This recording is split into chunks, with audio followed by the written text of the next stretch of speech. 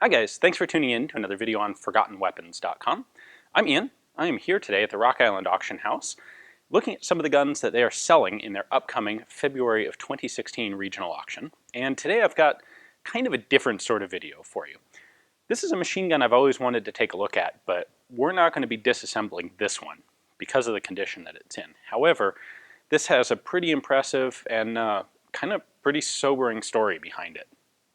Now, this is a St Etienne model of 1907 French heavy machine gun. This particular example was manufactured at the Châtellerault Arsenal in 1916, and this is one of the machine guns that was the mainstay of the French military forces during World War I. They had this gun adopted, obviously, in 1907, and this was one of these days I will get one of these in really good condition that I can take apart and show you guys the inside, because this is a really funky, complex, and interesting machine gun. It's also a very expensive machine gun to make. It's not the most reliable machine gun ever developed. In fact, to the point that it was this machine gun that caused the French to finally acquiesce and buy machine guns from a private concern, namely the Hotchkiss Company. Hotchkiss sold them the model of 1914 heavy machine gun, which was produced in very large numbers, larger numbers than these guns and used during World War I.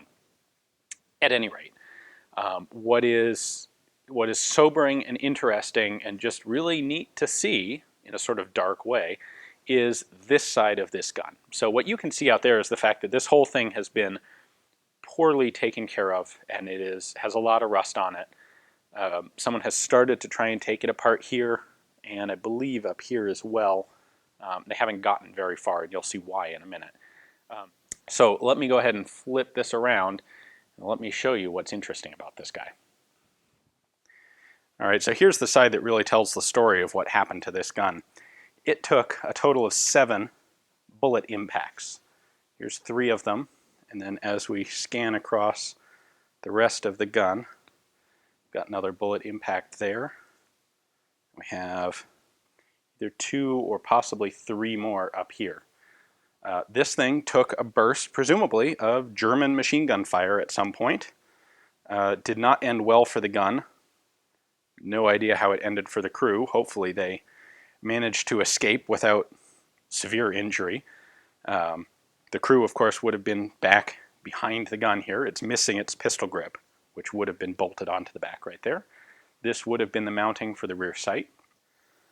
I believe someone has tried to disassemble this because you can see a bullet impact right there on the bolt, and I suspect that's this hole, and someone has managed to move the bolt forward a bit. This machine gun has been rendered thoroughly inoperable from battle damage here, and really gives us a very sobering reminder of what actually happens in warfare. This is kind of World War I exemplified right here in this artifact.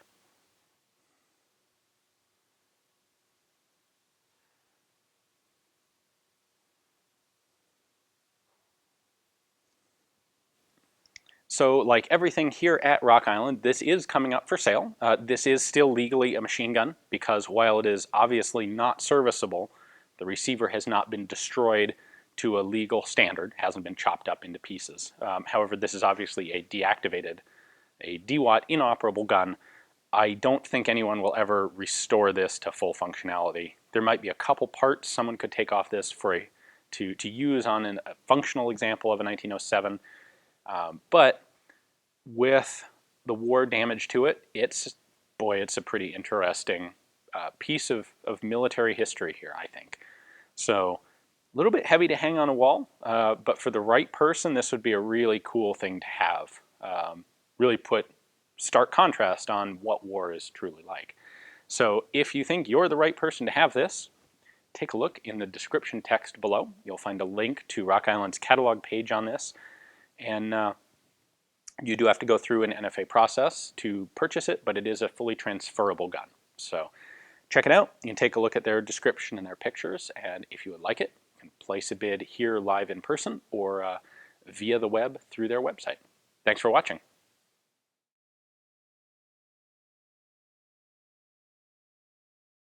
Now I know some people are going to ask what this deal is up on the muzzle of this thing.